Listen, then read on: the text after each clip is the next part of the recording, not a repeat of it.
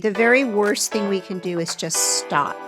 And something that helped me too was I found as I was recovering everything that I could safely do movement-wise and did that, focused on my nutrition, focused on my movement, and allowed my body time to heal. But I think it's easy to fall into a depression and feel like, oh, this is going to last forever.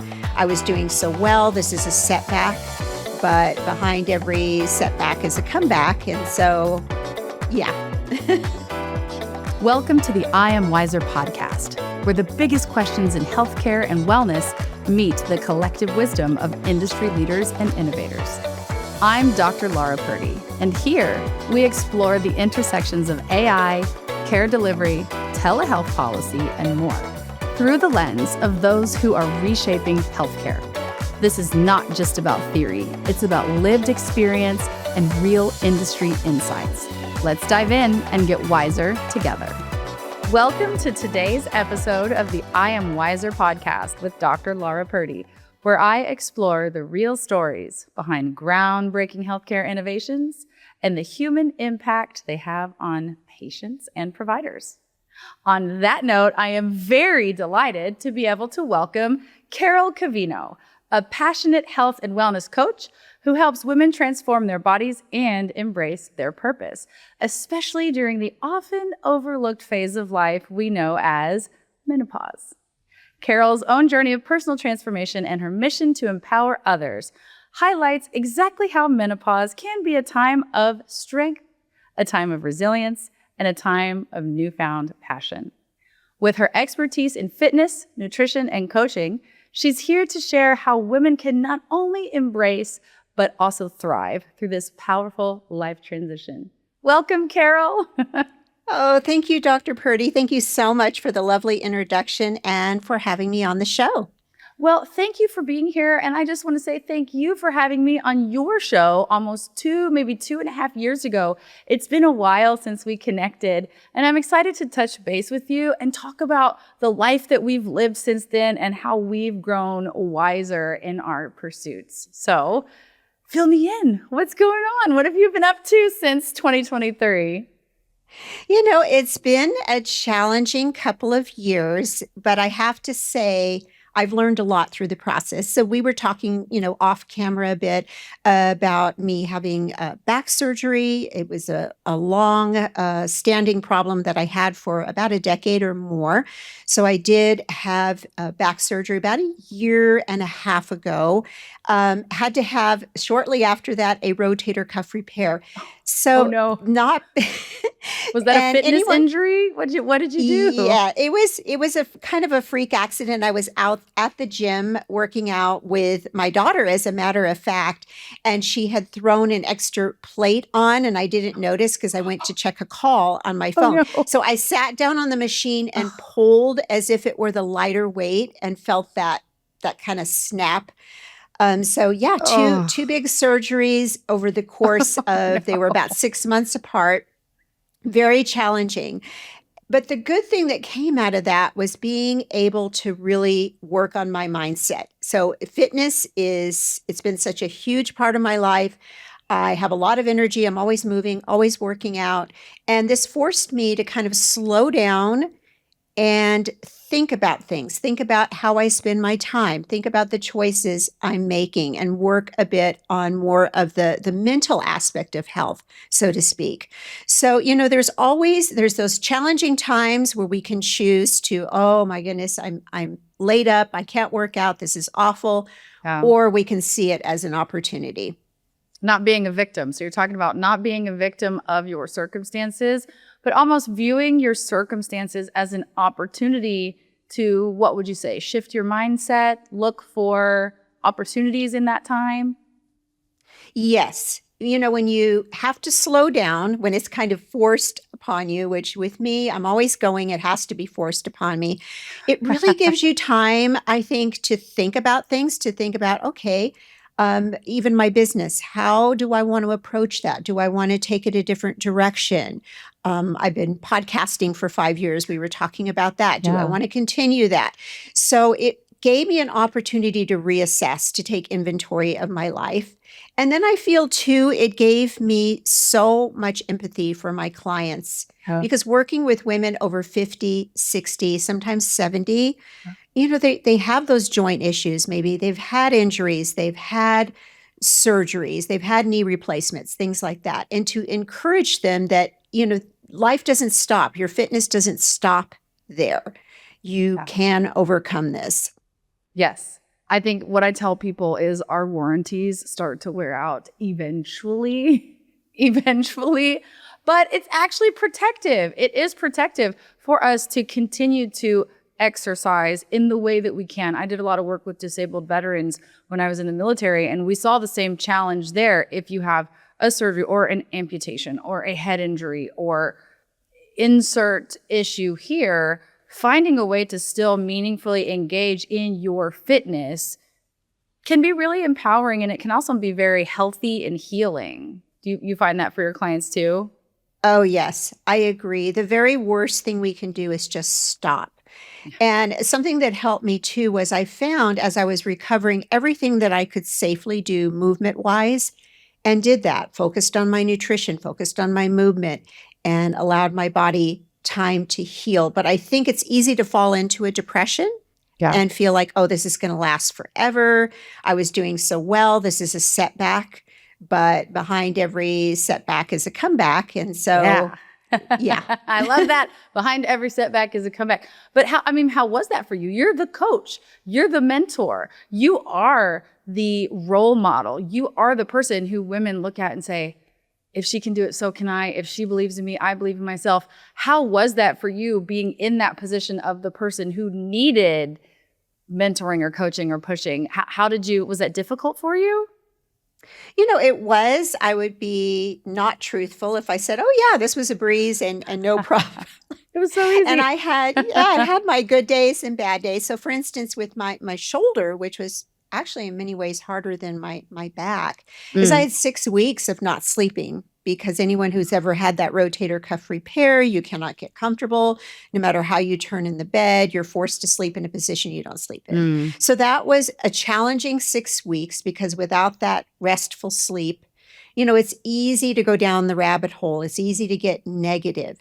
So what I tried to do was take every opportunity I could to reach out to my audience, to let them see the struggle. Let them see I'm not perfect. This is a struggle, and we can get through this. We can come out the other side and be resilient through this. And I ran a challenge. I tried to focus on business and use that time to,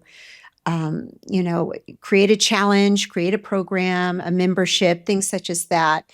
And this helped a lot, because keeping your mind occupied during this time, especially if you're a very physically active person, is important.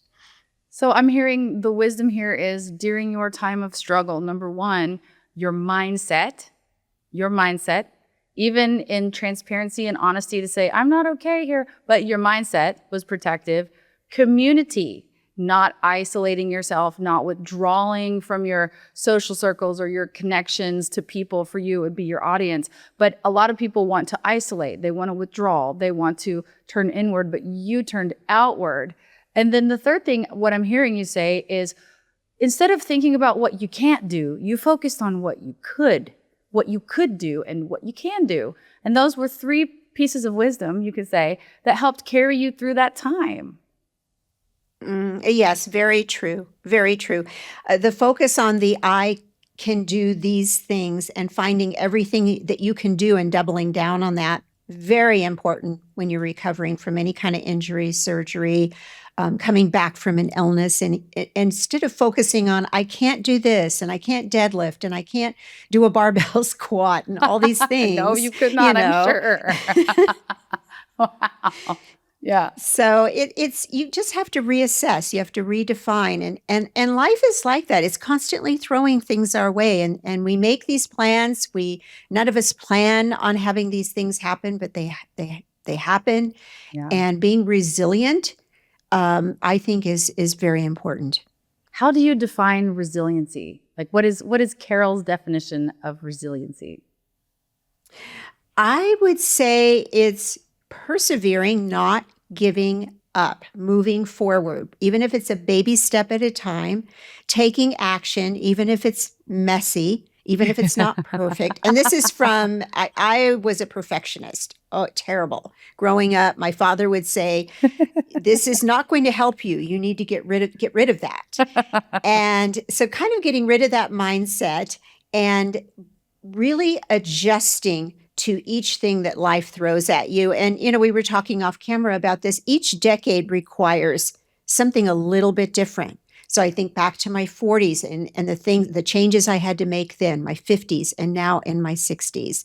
And so resiliency, I think, is moving forward despite the imperfections, despite the messiness of life. With the imperfections. We could say moving forward with the imperfections, moving forward yes. with the mess.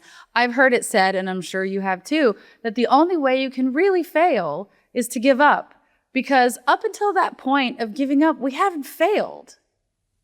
Right. We're learning, we're struggling, we're trying, we're doing. Maybe we're taking a step back. Maybe we're taking 5 steps back, but we're not failing. It is only when we give up that we have failed. Agreed. Yes, absolutely true. And, once again, just getting rid of that idea that everything's going to be perfect. And in my mind, if we're not failing, we're not living. We're not living life. I love that. Because you got to take chances. You got to kind of fall on your face sometimes and try new things. And if we're in a bubble and we're afraid to try anything, we're really not living. Yeah. What are we doing? We're playing it safe and staying in one place. Well, playing it safe, staying in one place. So tell me, you have put your podcast on hiatus. You had to you also mentioned to me that you have finished competing. So you are not going to be competing anymore so that you can make space for your body's need to slow down a little bit in this decade of life with all of the surgeries that you didn't plan to happen that you got to have. So what are you doing in this phase of life? What does life have you up to? What does business, are you still owning a business? What are you up to these days? Yes. So I still have my health coaching, fitness and nutrition business. So I work with women who are primarily over the age of 50. I run group programs. I do some one-on-one, although I'm transitioning out of the one-on-one into more of a group model. So that's in the works. I wrote one book that was a health and fitness book a couple of years ago, Finding Purpose in the Pause, Your Guide to Thriving in Menopause and Beyond. But now I'm writing my second book that has absolutely nothing to do with health. It's fiction. It's a novel. But, to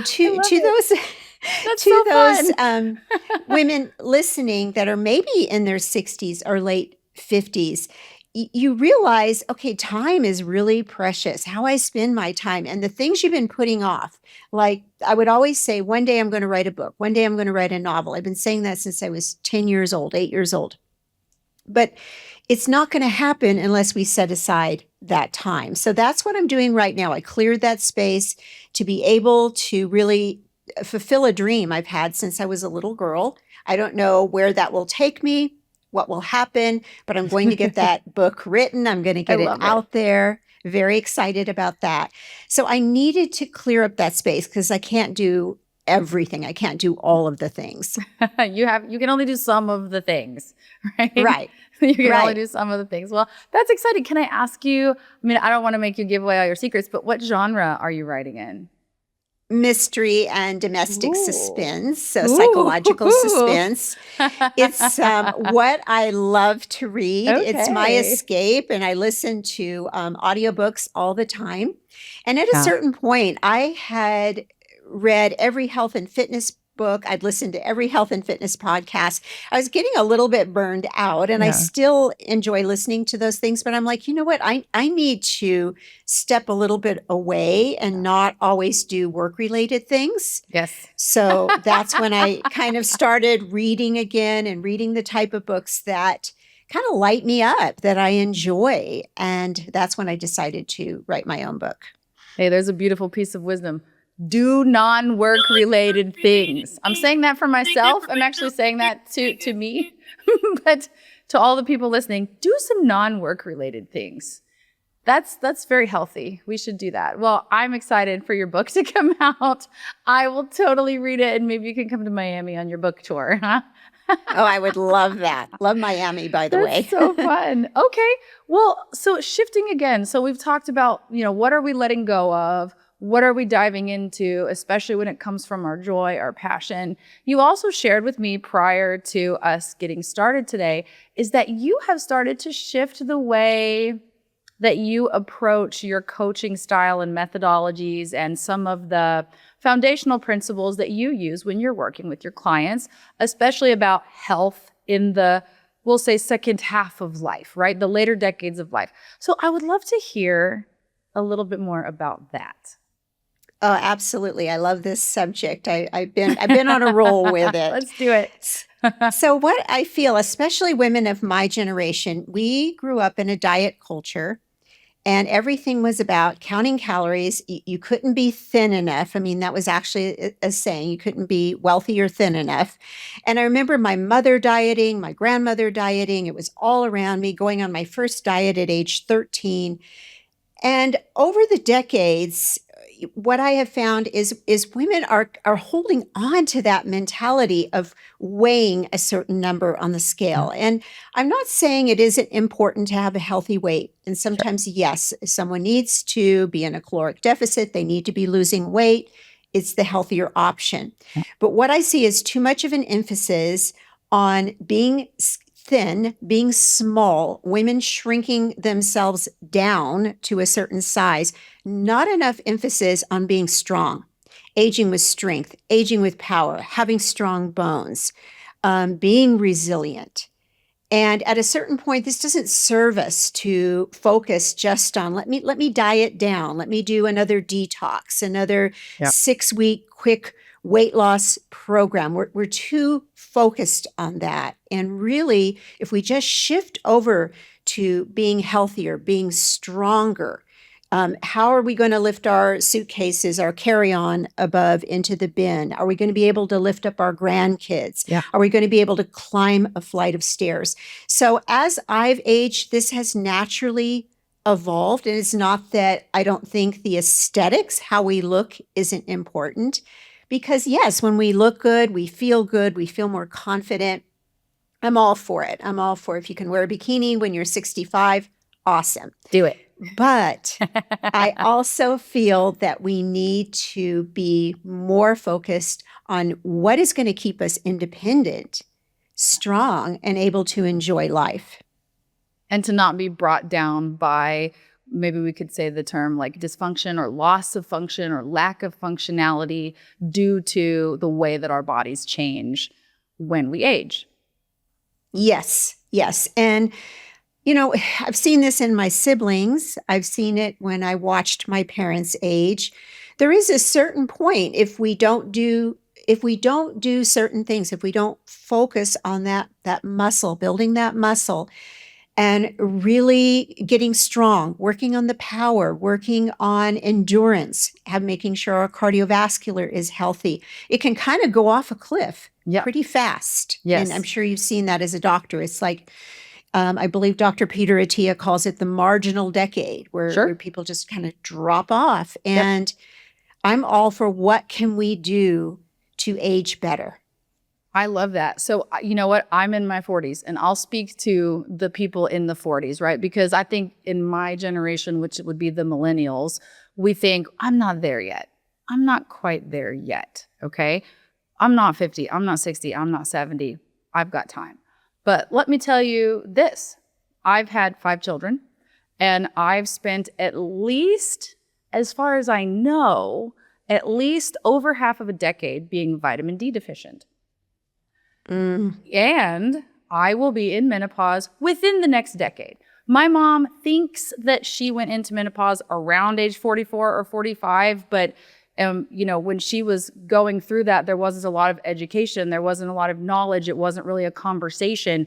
And I think it was more her going to the doctor, worried that something was wrong with her, and being told, surprise, you're in menopause. So I look at my next decade and I think, okay, vitamin D deficiency for over half a decade. Yes, I'm in my 40s, but my mother hit menopause in a couple years, right, at this age. And I just told my husband a couple weeks ago, I need to be in the gym. I need to be going to the gym. So I retired from the military. Well, I guess I left the military. I didn't retire in 2021, and I haven't worked out since then. So I'm in my 40s, not exercising, vitamin D deficient for a half a decade, approaching menopause, and I have a grandmother who did have osteoporosis. So if you are a woman and you're listening to this and you're in your 40s or even 30s and you think, that's not me, I don't have to worry about that yet. Yes, we absolutely do, because you do not know when you will enter your menopausal stage. It is different for everyone. And the things that happen to your body in your 30s, in your 40s, in your 50s sets the foundation for the life and the functionality that you have in the 50s, 60s, and 70s. So I'm ratting on myself here. I'm telling you, I will be going back to the gym because I don't want to break a hip. I have to tell you, Dr. Purdy, in my 40s, it was like I was asleep. I knew nothing. And like you said, no one was having the conversations. So there was this shroud of shame around the subject of menopause. It was an embarrassing topic. You didn't want to admit you were going through that. Doctors would tell you, okay, how you're feeling is just a part of it. You're just getting older. And the information simply wasn't out there at the time. And so I did all the wrong things. I did everything you're not supposed to do. For me, I was the cardio bunny with no weights and counting calories. And that's how I was trying to control the changes that I was seeing in my body. You mean like doing like tons and tons and tons of treadmill or elliptical and just trying to, but not building any muscle, so just driving it down to the smallest size possible? Is that what you're talking about? Yes. I was a marathon runner, so you can imagine. And so when I was training for a marathon, it was sometimes 100 miles per week I would clock in. And then I would head to spin class while the kids were at school. Maybe a boot camp thrown in there. Oh my. I was doing it all. Spin, boot camp, running. At one point, I was cycling long distances and running long distances. And I had great endurance, but my body did not look good as I was getting into my late 40s doing this. So do you recommend more weightlifting, like the squats, the deadlifts, the arms, the back? What do you recommend to women in that position? Or is it not enough of a one size fits all to be able to recommend like that? I do believe strength training is a non-negotiable. That's my belief on that, just based on my own experience, my clients, everything I've learned over the course of my career. So strength training and non-negotiable. How often you strength train depends on your goals. I would say, minimum 2 to 3 days a week would be absolute minimum. 4 would be better. Cardiovascular is important. We have to keep that VO2 max up as we age. Very important. So we need that in there, but everything has to be within balance. Yeah. So I think that women often will overdo the HIIT workouts where they're doing, 5 HIIT workouts a week. And I think of cardio like a prescription. Like, hopefully we wouldn't take a whole bottle of antibiotics that your doctor gives you.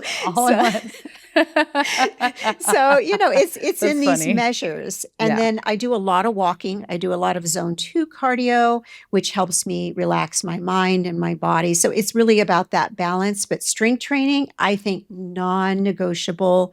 The type of strength training, of course, that's going to depend. Like now I have back issues. So I don't do heavy deadlifts. I don't load up a squat bar, but I do a lot of there's many different ways to squat, many different ways to work your lower body, your upper body. Yeah. Have you shifted into more body weight exercises? Like, do you do more body weight exercises like planks or, I don't know, planks is the only thing I can think of right now, but are you doing more body weight exercises and less loading with heavy plates and things like that?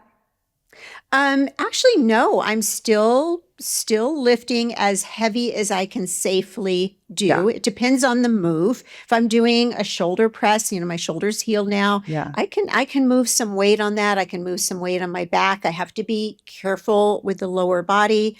I use a lot of machines that put me in a fixed position, so I'm not using my back as much. Yeah, so I work around my problems.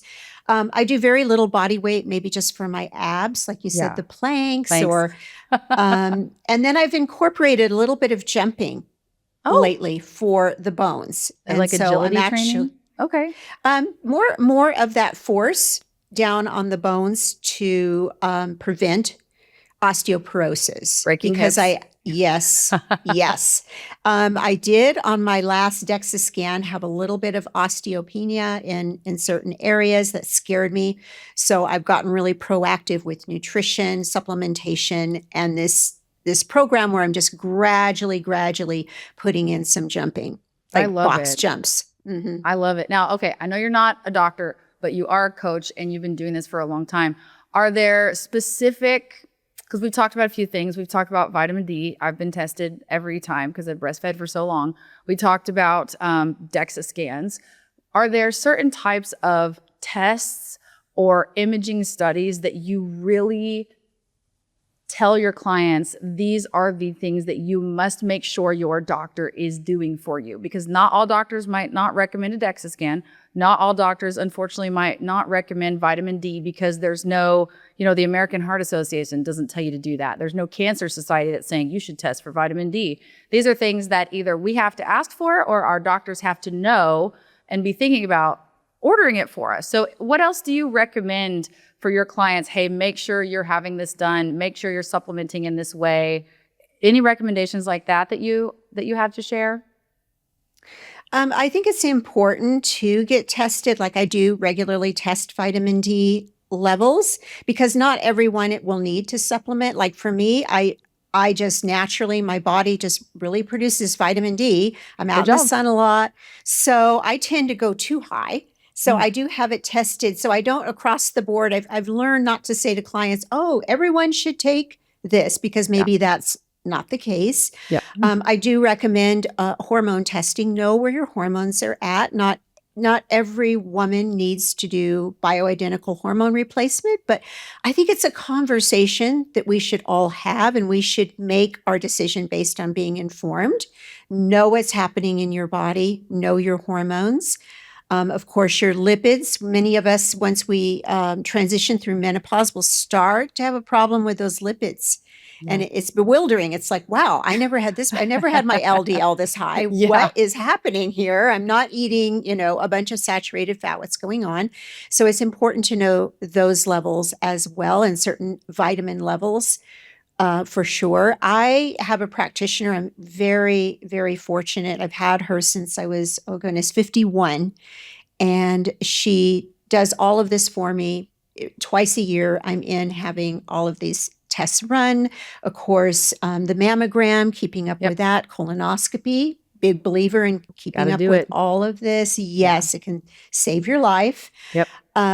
So the DEXA scan, and it really is a crime, I think, that women are forced to wait so long before insurance will cover it. And then they'll tell you, oh, it's only every 2 years. And, a lot can happen in 2 years. Yes.